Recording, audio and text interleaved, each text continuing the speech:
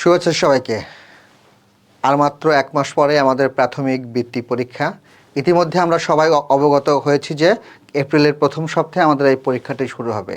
এই পরীক্ষায় আমরা কি পড়ব, কিভাবে পড়ব, সব নিয়ে আমরা নানান চিন্তায় জর্জরিত। আমাদের প্রস্তুতিটা কেমন হবে, আমরা সারা বইটিকে কিভাবে স্বল্প সময়ে গুছিয়ে নেব, সব নিয়ে কিন্তু আমরা আজ ভ্যাবাচ্যাকা খেয়েছি। তোমাদের জন্য আমি গণিতের মাত্র 35টি সৃজনশীল এবং 100টি বাছাইকৃত এমসিকিউ নির্ধারণ করেছি, যেগুলো তোমরা যদি স্টাডি করো তাহলে পরীক্ষায় বেশিরভাগ অর্থাৎ 99% চান্স পড়ার একটা সম্ভাবনা থাকবে। সো সমস্ত পড়াটাকে আমি সংক্ষেপে গুছিয়ে আনার জন্য আমি বিভিন্ন ট্রিক্স অবলম্বন করেছি। সবগুলো আমি তোমাদের সাথে ধাপে ধাপে আমি শেয়ার করব।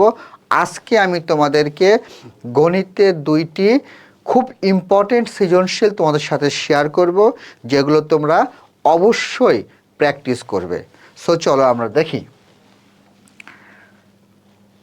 আমরা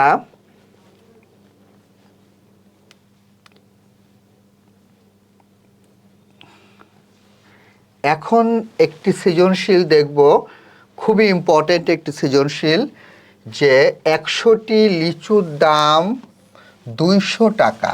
এটি হচ্ছে আমাদের উদ্দীপক। 75টি লিচুর দাম কত? খুবই সহজ একটি জিনিস। 10 টাকায় কয়টি লিচু কেনা যাবে এবং 50 টাকায় কয়টি লিচু কেনা যাবে? খুব সহজ একটি অঙ্ক।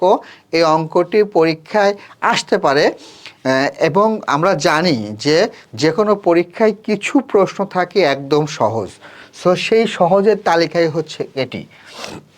আমরা প্রথমে লিখব সমাধান। আমরা প্রত্যেকটা অঙ্কের ক্ষেত্রে এই কথাটি লিখব যে সমাধান।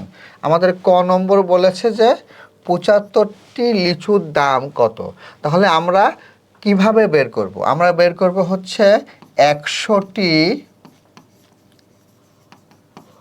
লিচুর দাম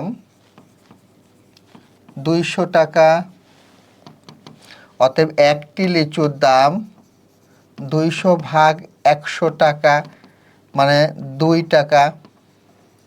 যদিও 2 টাকায় এখন লিচু পাওয়া সম্ভব নয়। আমাদের বলেছে যে 75টি লিচুর দাম কত। তাহলে আমরা কি করব? 75টি লিচুর দাম কম না বেশি? অবশ্যই ঠিক বলেছ যে এটি বেশি হবে।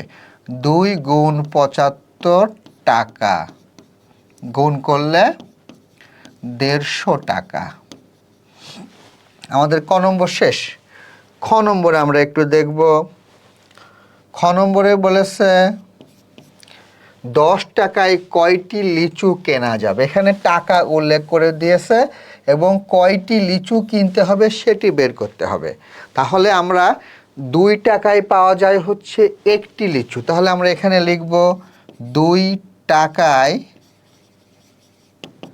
পাওয়া যায় একটি লিচু। অতএব 10 টাকায় পাওয়া যায় 10 ভাগ 2টি লিচু মানে কি 5টি লিচু। আমরা খ নম্বরটি করে ফেললাম। আমরা এখন গ নম্বরটি করব। গ নম্বর বলেছে যে 50 টাকায় কয়টি লিচু কেনা যাবে। আচ্ছা, আমরা কি পেলাম? 2 টাকায় পাওয়া যায় একটি লিচু। 2 টাকায় পাওয়া যায় একটি লিচু। অতএব 50 টাকায় পাওয়া যায় 50 ভাগ 2টি লিচু মানে 25টি লিচু। সো সবচেয়ে সহজ কিন্তু হচ্ছে এই অঙ্কটি। এই অঙ্কটি পরীক্ষায় যদি চলে আসে, আমরা কঠিন অঙ্ক করতে গিয়ে, ইম্পর্টেন্ট অঙ্ক করতে গিয়ে যেন কোনো সহজ অঙ্ক ভুলে না যায়, তার জন্যই কিন্তু এই অঙ্কটি প্র্যাকটিস করা। সো আমরা একটু পরবর্তী অঙ্ক চলে যাব। আমাদের পরবর্তী অঙ্কে আরেকটি সহজ অঙ্ক আমরা এখানে আলোচনা করব। যে একটি গ্রামের প্রত্যেক ব্যক্তি ৪৫ টাকা করে সমিতিতে চাঁদা দিল। ওই গ্রামে ৯৯৯ জন ব্যক্তি ওই সমিতির সদস্য। ক নম্বর, সমিতিতে কত টাকা চাঁদা জমা হলো? খ নম্বর, প্রত্যেক সদস্য ৬০ টাকা করে চাঁদা দিলে কত টাকা বেশি জমা হবে তা সহজ পদ্ধতিতে গুণ করে নির্ণয় করো। সো এখানে বেশ কয়েকটি টপিক মেনশন করেছে যে একটা গ্রামের প্রত্যেক ব্যক্তি মানে একজন ব্যক্তি ৪৫ টাকা করে একটা সমিতি আছে, সেই সমিতিতে সে চাঁদা দিল। এখন ওই গ্রামে ৯৯৯ জন ব্যক্তি ওই সমিতির সদস্য।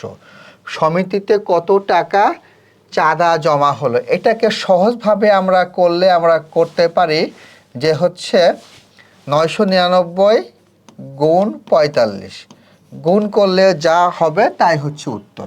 কারণ এক ব্যক্তি যদি ৪৫ টাকা দেয় তাহলে ৯৯৯ ব্যক্তি কত দেবে?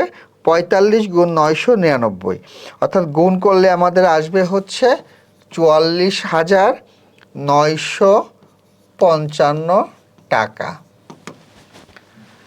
এখন বলেছে প্রত্যেক সদস্য ৬০ টাকা করে চাঁদা দিলে কত টাকা বেশি হবে তার সহজ পদ্ধতিতে গুণ করে প্রকাশ করো। তার মানে আমরা এখানে লিখব যে একজন সদস্য চাঁদা দেয় ৬০ টাকা, একজন সদস্য